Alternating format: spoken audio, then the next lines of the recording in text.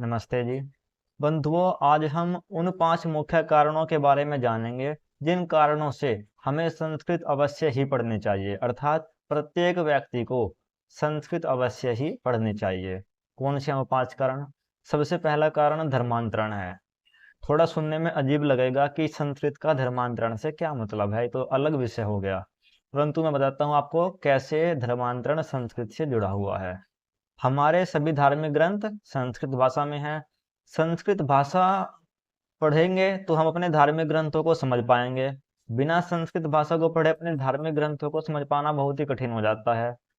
तो हम अपने धार्मिक ग्रंथों को समझेंगे तो किसी दूसरे के धार्मिक ग्रंथ को तोड़ दे पाएंगे, अर्थात उसको काट पाएंगे कि हाँ, वो तुम्हारा गलत है, हमारा सही है। यदि हम अपने बच्चों को संस्कृत नहीं पढ़ाएंगे और संस्कृत नहीं पढ़ने का कारण है कि वो धार्मिक ग्रंथ नहीं पढ़ेंगे, तो हमारे बच्चों को कोई दूसरा व्यक्ति आएगा, कोई दूसरा धर्म का इंसान आएगा और वो अपने ग्रंथ हमारे बच्चों को पढ़ाकर चला जाएगा। और फिर हमारे बच्चे क्या करेंगे? वो अपने सनातन धर्म को छोड़ देंगे और दूसरे के धर्म को अपना लेंगे। और आजकल यही चल रहा है। हिंदू मुसलमान बन रहे हैं, हिंदू ईसाई बन रहे हैं। क्यों? क्योंकि धर्म का ज्ञान ही नहीं है। सबके सब अपने इधर उधर कार्यों में लगे पड़े हैं। किसी को संस्कृत नहीं आती, किसी को अपने धर्म के बारे में नहीं पता।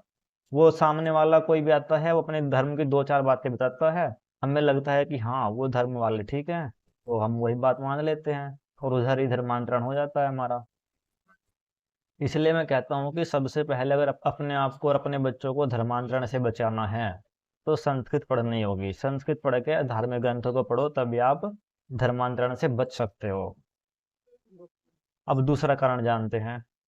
बंधुओं, दूसरा कारण है हमें योग और आयुर्वेद की शिक्षा। तीसरा कारण है विज्ञान।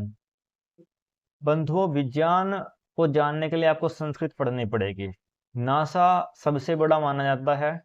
हमारे भारत का इसरो है।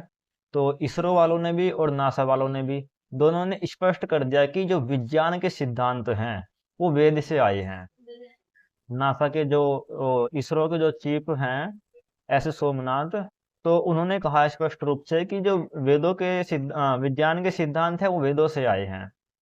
और नासा वालों ने भी ये बात स्पष्ट कर दी कि जो संस्कृत भाषा है, संस्कृत भाषा पूर्ण है, स्पष्ट है।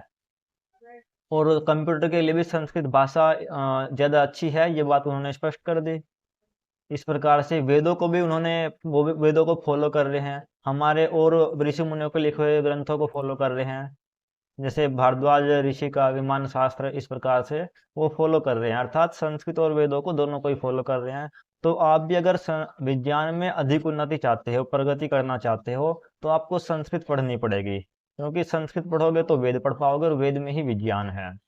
विज्ञान का जो केंद्र है वो अथर्ववेद है और वेद संस्कृत भाषा में उपलब्ध है। दूसरा कारण हमारा हो गया ये। और तीसरा कारण हमारा था योग और आयुर्वेद। बंधुओं, योग और आयुर्वेद हमारे लिए कितना जरूरी है, ये तो स्वामी रामदेव जी ने, राजीव दीक्षित जी ने और अन्य लोगों ने साबित कर दिया।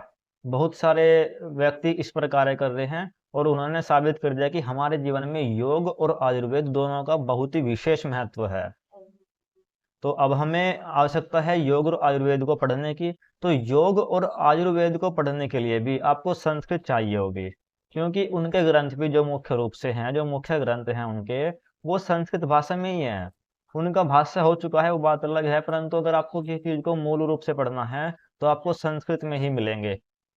चरक संहिता, सुश्रुत संहिता इत्यादि जो भी विशेष ग्रंथ हैं आयुर्वेद के, वो सब आपको संस्कृत भाषा में ही मिलेंगे। ऐसे ही योग के ग्रंथ, अगर योग के बारे में आप विशेष रूप से जानना चाहते हैं तो आपको सभी ग्रंथ वहाँ पे संस्कृत भाषा में ही मिलेंगे। आपको संस्कृत भाषा पढ़नी ही पड़ेगी। तीसरा कारण हमारा ये हो गया। बंधुओं, संस्कृत पढ़ने से सीधा सीधा हमारे शरीर को भी लाभ मिलता है। कैसे? यदि हम संस्कृत पढ़ते हैं तो हमारी जो वाणी होती है वो स्पष्ट हो जाती है। एक अष्टधाई नामक पुस्तक होती है, अगर वो अष्टधाई नामक पुस्तक कोई पढ़ ले तो वाणी में कितनी स्पष्टता आ जाती है ये हम सोच भी नहीं सकते। तो वाणी की स्पष्टता के लिए हमें संस्कृत अवश्य पढ़नी चाहिए। दूसरा, हमारा जो मानसिक विकास होता है वो तेज गति से होने लग जाता है। बुद्धि तीव्र हो जाती है। हमारी जो सोचने की क्षमता है ना वो बहुत अधिक बढ़ जाती है। याददाश्त बढ़ जाती है। स्मरण शक्ति बढ़ जाती है, अनेक अनेक लाभ होते हैं हमारे संस्कृत पढ़ने के।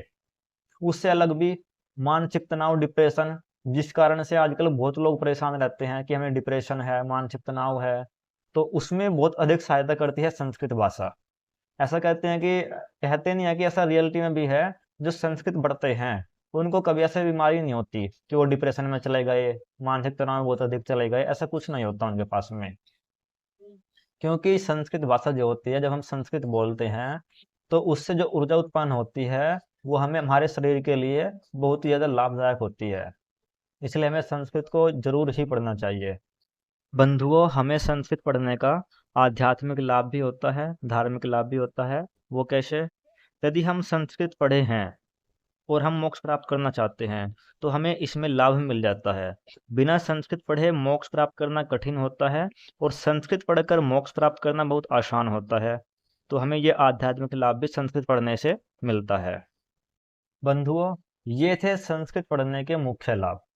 यदि आप इनसे संतुष्ट हैं तो आप संस्कृत की ओर एक कदम बढ़ाएं, गुरुकुलों की ओर एक कदम बढ़ाएं, अपने सनातन धर्म की ओर एक कदम बढ़ाएं, क्योंकि इन स्थानों पर आपका बहुत अधिक लाभ होता है। आपके शरीर का लाभ होगा, आपके धर्म का, आपके समाज का, इत्यादि का, सभी का लाभ इन स्थानों पर होता है। इसलिए आप गुरुकुल धर्म और अपनी संस्कृति इत्यादि की तरफ बहुत ही तीव्र गति से बढ़ें, सनातन धर्म को बहुत ही ऊंचे स्थान पर लेकर जाएं।